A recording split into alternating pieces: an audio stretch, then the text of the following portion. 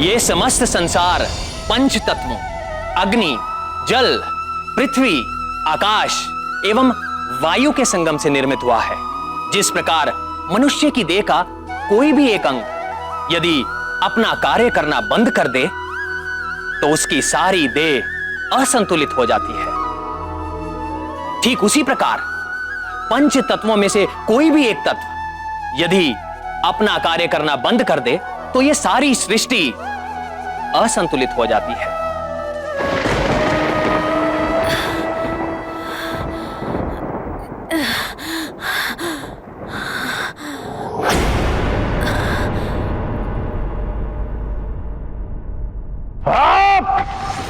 सब कुछ इतना विचित्र क्यों हो रहा है? पहले भूकंप और अब मशालें बुझ गई।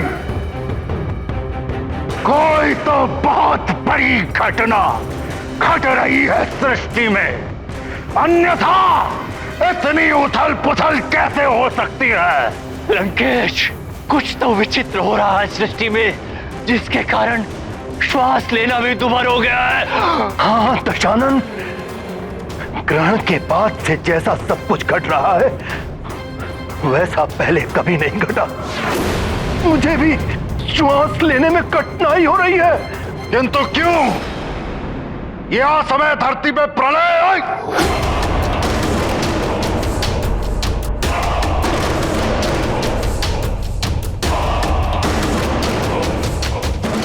गुरुदेव, दैत्य गुरु शुक्राचार्य, कहाँ हैं आप? शीघ्र दर्शन दीजिए। आपके दशानन को आपकी आवश्यकता है। शीघ्र पधारिए गुरुदेव।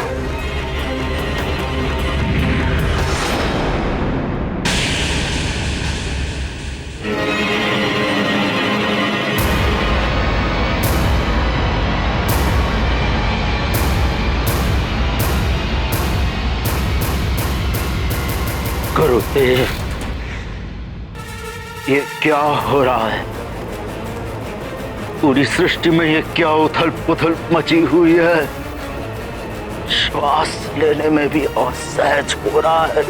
लंकेश, आप अपने इस आनंदोत्सव में इतने डूबे हुए हैं कि आपको तो कुछ और दिखाई नहीं दे रहा है। अपने नेत्र सदैव खुले रखें लंकेश। उचित कह रहे हैं आप गुरुदेव, परंतु दशानन पूछ रहे हैं कि हो क्या रहा है? सब कुछ इतना विचित्र क्यों हो रहा है गुरुदेव? लंकेश, आप जिस वानर बालक की मृत्यु पर प्रसन्न होकर ये जो आनंदोत्सव मना रहे थे, उसी बालक को देवता जीवित करने में लगे हुए हैं।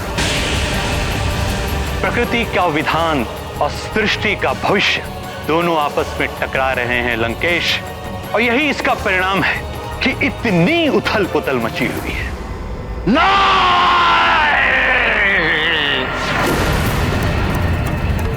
ये नहीं हो सकता।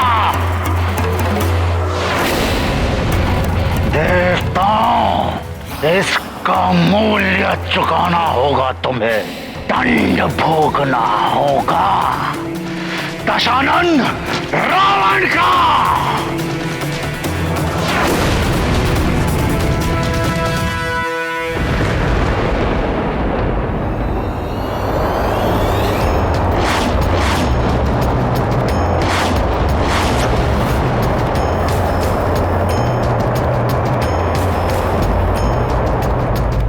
नहीं, ये नहीं हो सकता। अवश्य ये वायुदेव का कार्य है।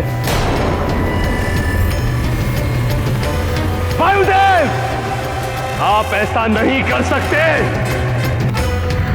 नारायण नारायण,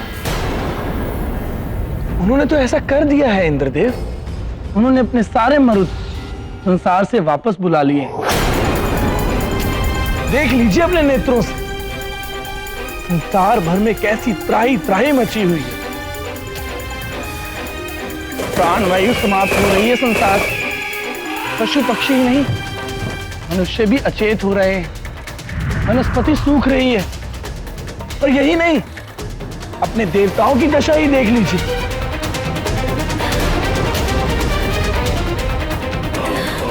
ये भी श्वास नहीं ले पा रहे हैं।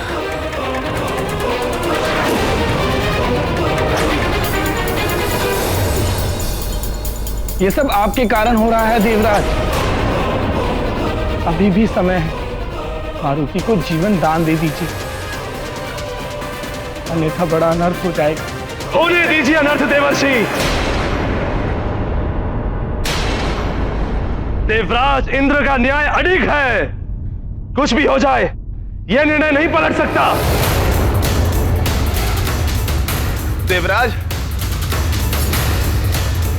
अपना हट त्याग दीजिए। सब कुछ नष्ट हो जाएगा देवराज, सृष्टि को बचा लीजिए।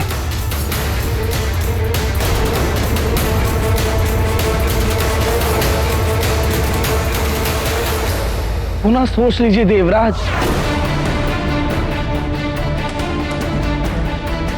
आपका पुत्र भी आपके द्वारा किए गए अन्याय का दंड भोग रहा है।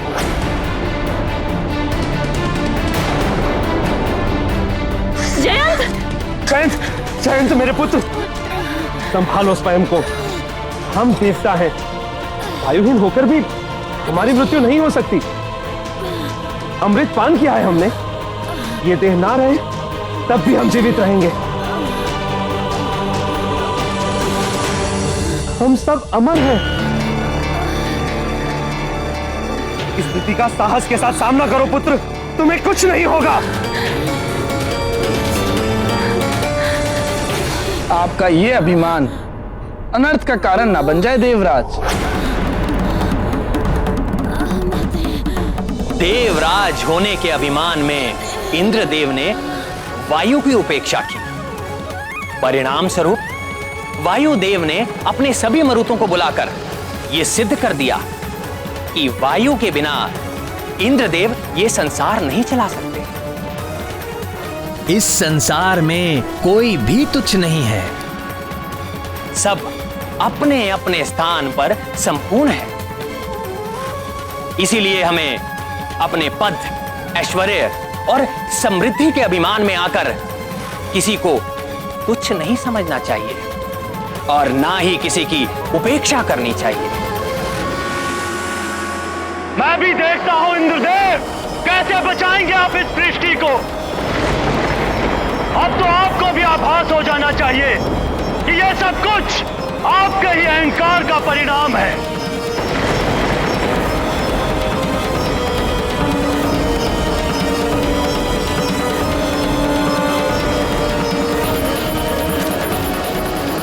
धैर्य रखो पुत्र, धैर्य रखो। पिताश्री, हमारी सांस रुक रही है। हम खड़े नहीं हो सकते। मैंने तुमसे कहा ना, तुम्हें कुछ नहीं होगा। अमर है हम सब। ऐसी अमरता किस काम की देवराज? ये तो मृत्यु से भी अधिक पीड़ादायक है। प्राणवायु के बिना आप जी नहीं पाएंगे और अमृत पान के कारण आपकी मृत्यु नहीं होगी। नारायण नारायण। श्वासहीन देह से ना तो आप चल पाएंगे और ना ही कोई कार्य कर पाएंगे। ऐसा जीवन चाहते हैं आप? सबको अपने कर्मों का फल भोगना पड़ता है स्वामी, और आपके कर्मों का फल हमारा पुत्र भोग रहा है। सारा संसार आपके कर्मों का फल भोग रहा है।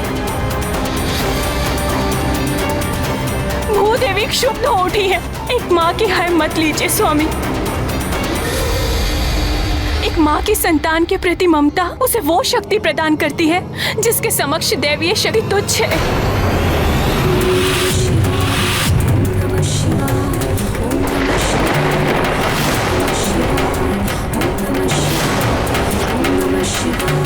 मातृत्व शक्ति को पहचानिए स्वामी, मान जाइए, ये विनाश होने से रोक दीजिए।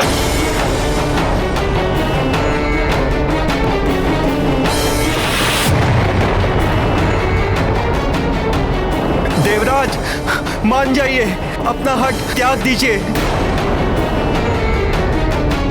सब कुछ नष्ट हो जाएगा। देवराज, सृष्टि को बचा लीजिए। पिताश्री, आपका पुत्र आपके समक्ष श्वास के बिना तड़प रहा है। आप मुझे स्वस्थ कर सकते हैं, फिर भी आप कुछ नहीं कर रहे। ऐसे अमरत्व को पाकर मैं क्या करूंगा? मैं ये जीवन त्यागने जा रहा हूँ। पिताश्री, पुत्र नहीं।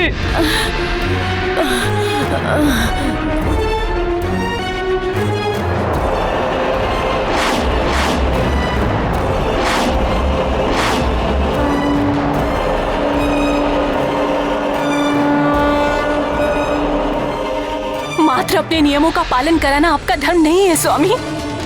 प्रजा राजा के लिए पुत्र के समान होती है। राजा का धर्म है प्रजा का पालन करना, पुत्र की भांति, ना कि उन पे शासन करना शासक की भांति। और उन सहस्त्र प्राणियों के बारे में सोचिए, उन्होंने तो कोई आपका नियम भी नहीं तोड़ा, किंतु इस विनाश लीला के कारण वे सब भी असमय ही काल के गाल में समा जाएंगे।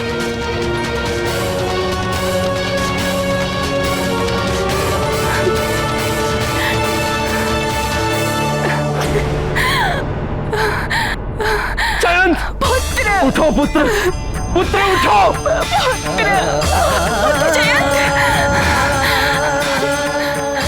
प्राण वायु के बिना प्राण भी शक्तिहीन हो जाते हैं देवराज।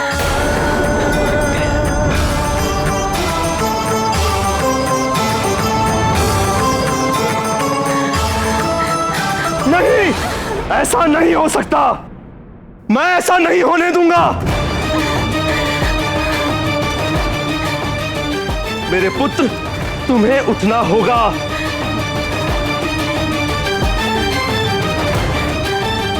तुम्हें उठना ही होगा।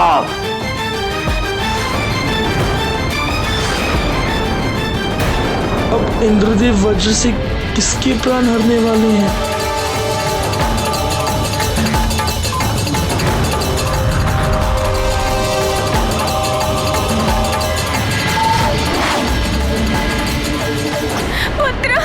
पुत्र उठो, पुत्र।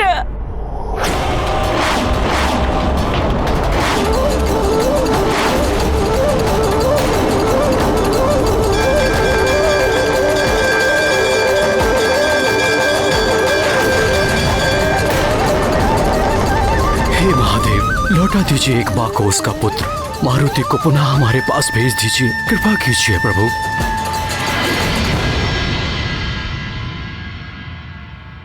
इंद्रदेव, यदि आप अब भी अपने हठ पर अड़े रहे तो इस सृष्टि का अंत निश्चित है। मेरे क्रोध की ज्वाला में सब भस्म हो जाएगा।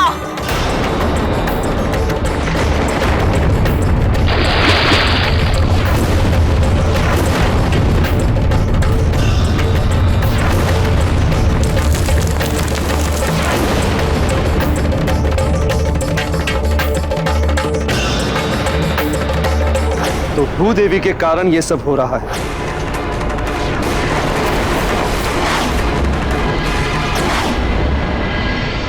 नारायण नारायण। प्रणाम त्रिदेव। आप ही कुछ कीजिए देवेश्वर। इंद्रदेव का हट सृष्टि को विनाश की सीमा पर ले आया है। कुछ कीजिए त्रिदेव, अन्यथा सृष्टि का विनाश हो जाएगा। भूदेवी, ये क्या कर रही हैं आप? अपना ये कोप शांत कीजिए। आदेश है ये मेरा। देवराज, आप मुझे आदेश देने का अधिकार खो चुके हैं। आप चाहे तो मुझे भस्म कर सकते हैं, किंतु भूदेवी, संसार नष्ट हो रहा है। हाँ तो क्या हुआ? आपका स्वर्गलोक तो सुरक्षित है, आपका परिवार, आपका पुत्र सब सुरक्षित है। मेरा पुत्र भी अंतिम सांसें ले रहा है। अच्छा, तो आपके पुत्र की व्यथा आपको यहाँ खींच लाई है। अरे मारुति भी तो किसी का पुत्र है, उसकी वेदना आपको दिखाई नहीं दी? देवराज, आपका ये वज्र एक महाघातक अस्त्र है। उसका प्रहार करने से पूर्व आपको भली भांति सोच विचार कर लेना चाहिए था। आपने उस बालक मारुति पर प्रहार किया जिसका जन्म राक्षसों के संहार और पृथ्वी के उद्धार में श्री राम की सहायता के लिए हुआ है। इतना घृणित कार्य करते हुए आपने तनिक भी नहीं सोचा? वज्र प्रहार करते हुए आपके हाथ में कंपन नहीं हुआ?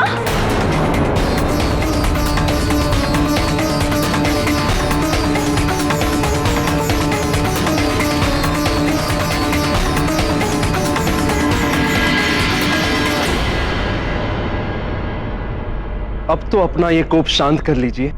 शांत? अब ये शांति तभी होगी जब मारुति को जीवन दान मिल जाएगा। जाइए और अपनी भूल सुधारिए, अन्यथा इस पृथ्वी का विनाश निश्चित है। जाइए, चले जाइए। मेरा क्षोभ अब और मत बढ़ाइए। जाइए, चले जाइए यहां से।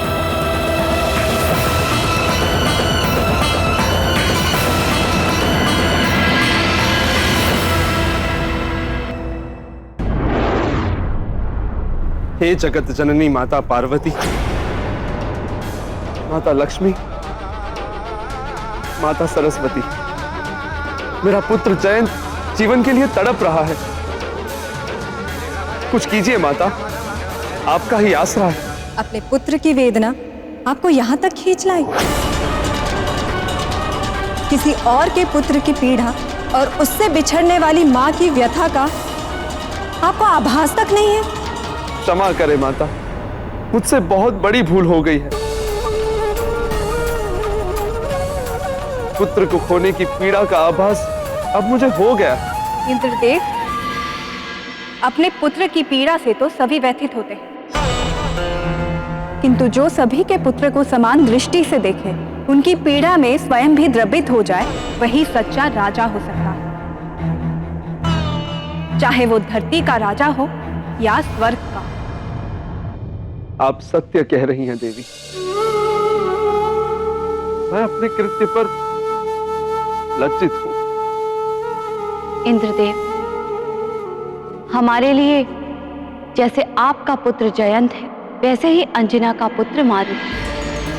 किसी भी बालक का कष्ट या असमय मृत्यु हमारे लिए असहनीय है, किंतु आपके कठोर नियमों ने एक अबोध बालक को अपनी मां से दूर कर दिया है।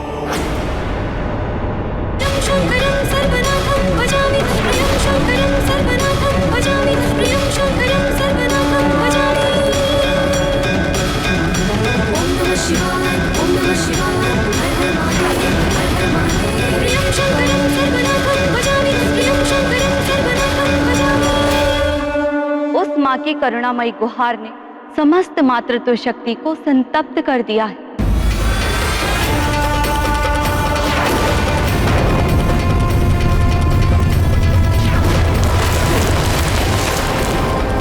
इसीलिए सारी सृष्टि में त्राहिमाम मचा हुआ है। तुम्हारे इस दुष्कृत्य का फल तुम्हारा पुत्र भी भोग रहा है। अब भी समय है इन अपनी भूल सुधार लो, अन्यथा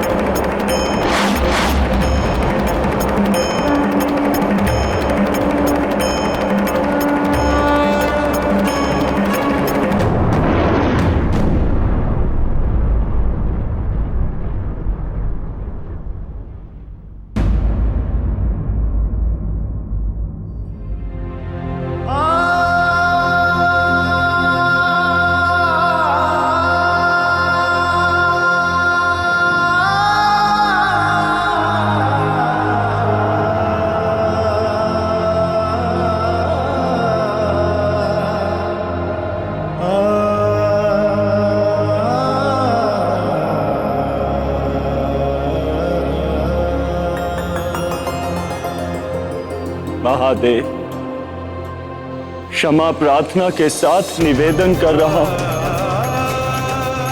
कि समस्त प्रयास करने के पश्चात भी आपके अंश को जीवन दान ना दिला सका।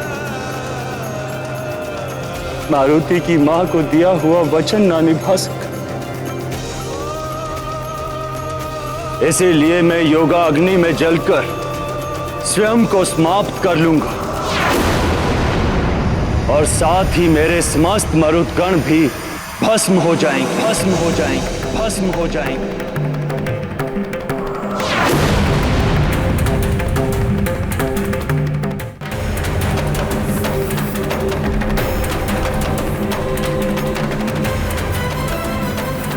मारुति, वत्स,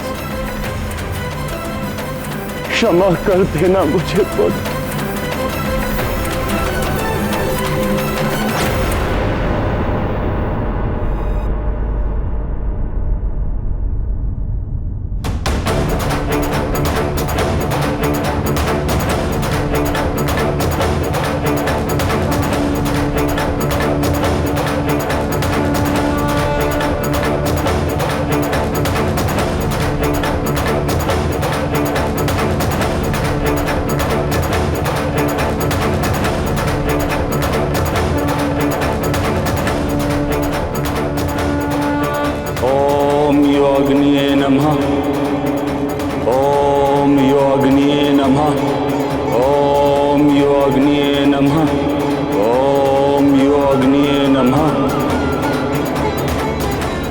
हे देवाग्नि, मैं वायुदेव आपका आवाहन करता हूं।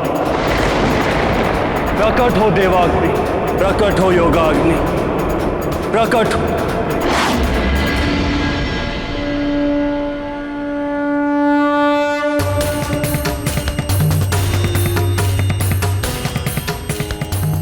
जो अपना वचन नहीं निभा पाए उसका जीवन व्यर्थ है। मैं भी अपना दिया हुआ वचन नहीं निभा पाया, असफल हो गया मैं। अब मुझे तत्व रूप में भी रहने का कोई अधिकार नहीं।